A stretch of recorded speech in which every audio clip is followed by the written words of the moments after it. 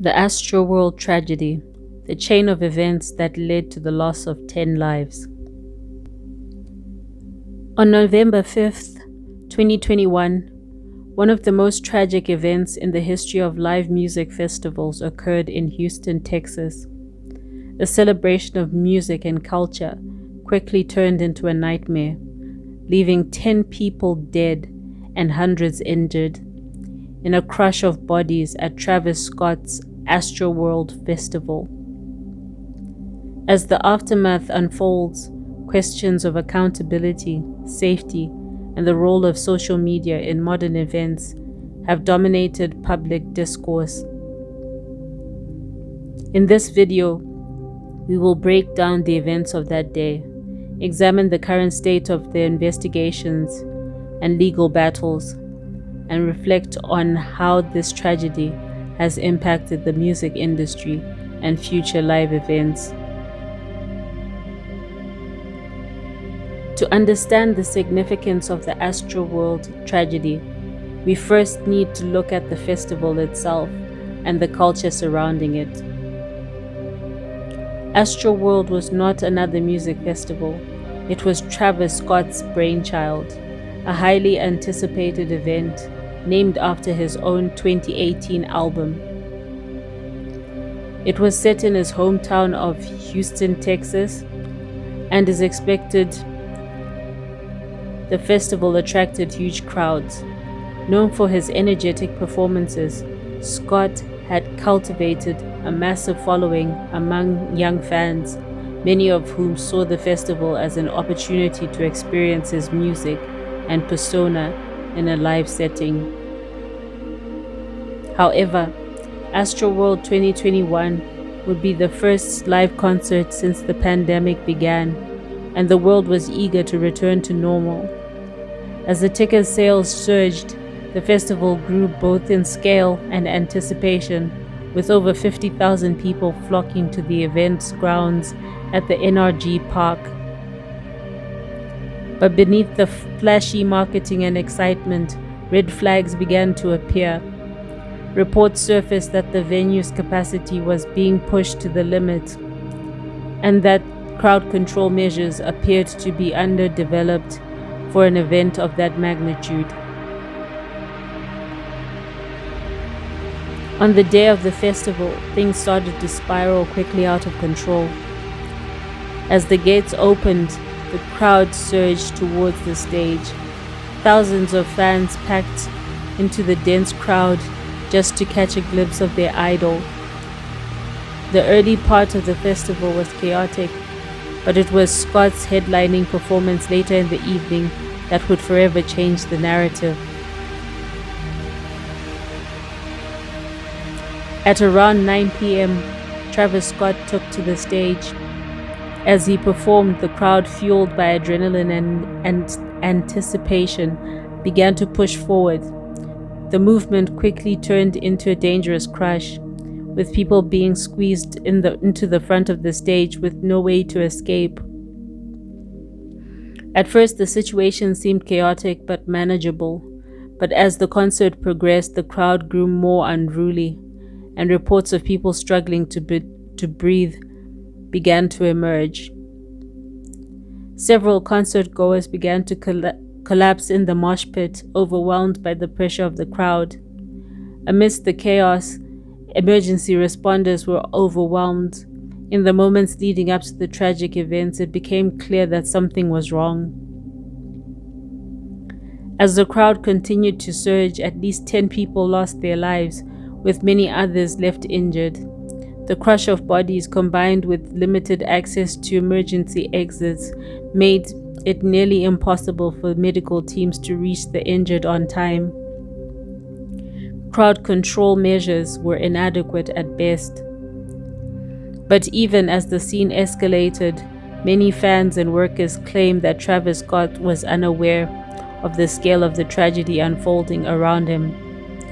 Some reported hearing cries for help, yet the show continued for a full 40 minutes after the first signs of distress. The aftermath of the tragedy sent shockwaves through the music industry, social media, and beyond. As news of the deaths and injuries spread, the public reaction was swift and unforgiving. Social media was flooded with videos of concertgoers who captured the horrors of the night, including shots of people being pulled from the crowd, and visibly panicked expressions of attendees, and moments where it appeared no one was in control of the situation. Many began to question, why didn't the performance stop immediately? Was anyone paying attention to the warnings? Why didn't security step in sooner? The outcry led to immediate action. Travis Scott and Live Nation, the festival organizer, found themselves facing public backlash, accusations of negligence, and legal action. In the days following the tragedy, the investigations began. Authorities launched a criminal investigation into the event, focusing on potential violations of crowd control measures and whether there was adequate planning for safety. The Houston Police Department and other local agencies began interviewing witnesses, reviewing footage, and gathering evidence. Simultaneously, a massive number of lawsuits were filed by the families of the victims and those injured. The lawsuits targeted Travis Scott, Live Nation, and even Drake, who made a surprise appearance during the performance. The claims included accusations of reckless endangerment, negligence, and a failure to provide adequate safety. In the weeks that followed, Travis Scott issued a public apology. He pledged to cover the funeral costs of the victims and stated he was cooperating fully with the investigation. However, his response was met with mixed signals. Many felt that his apology was insufficient and criticized the lack of immediate action when the disaster was unfolding. Others pointed to the fact that Scott had a history of encouraging chaotic crowd behavior at his concerts, which could have contributed to the culture of recklessness. As the legal battles continue, the broader music industry is beginning to reckon with the future of live events. Many concert organizers are now re-evaluating their safety protocols. There's a push for stronger regulations in live events, focusing on crowd management, security, and emergency response systems. The Astroworld Tragedy has sparked renewed conversation about the need for better planning and accountability in the live event space. But what does this mean for artists and concertgoers going forward? Several festivals have already begun implementing stricter crowd control measures. Some have even hired crowd safety experts to assess their plans before events are held. The push for greater transparency and safer environments is louder than ever. The Astroworld Tragedy was a stark reminder of the fragility of life and the responsibility that falls on those who organize and perform at large events. It's clear that the music industry, as well as event organizers, must re-examine how live performances are conducted and ensure safety is prioritized above all else. As the investigation continues and legal process unfolds, we can only imagine or hope that lessons will be learned, that victims will receive justice, and that future tragedies like this will be prevented. One of the most prominent stories from the Astroworld Tragedy is that of Ezra Blount, a 9-year-old with a big heart, full of energy, curiosity, and joy. He loved Fortnite and skateboarding, and his favorite artist was Travis Scott. On November 5th, Ezra attended the Astroworld Festival in Houston with his father, Tristan Blount.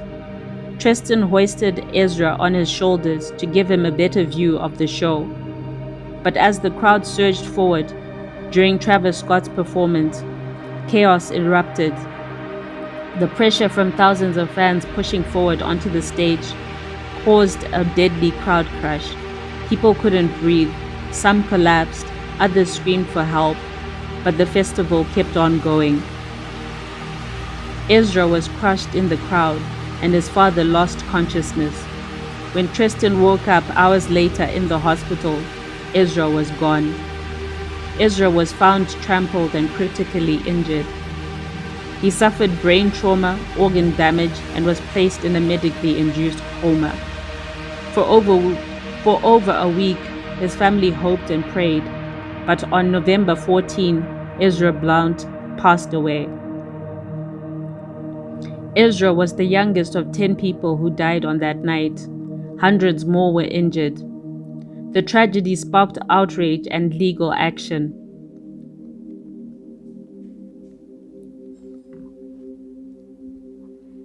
After nearly 2 years, the wrongful death lawsuit filed by the family on behalf of Ezra Blount, the youngest victim of the 2021 Astroworld Festival tragedy, was settled.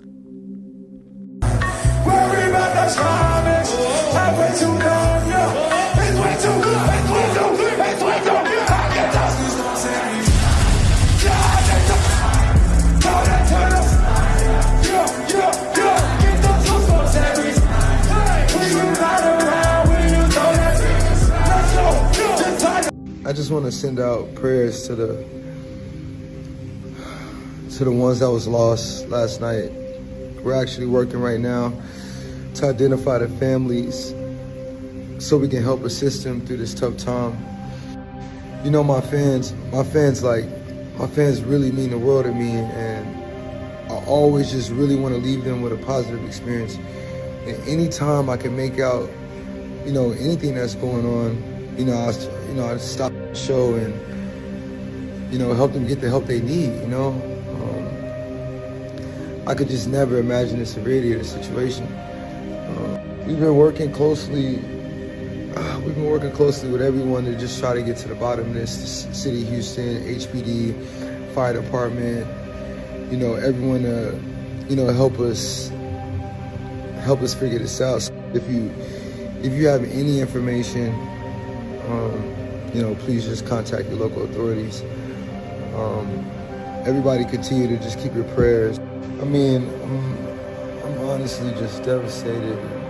I could never imagine anything like this just happening.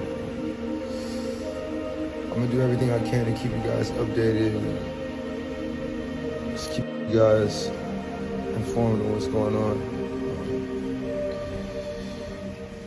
Love you all.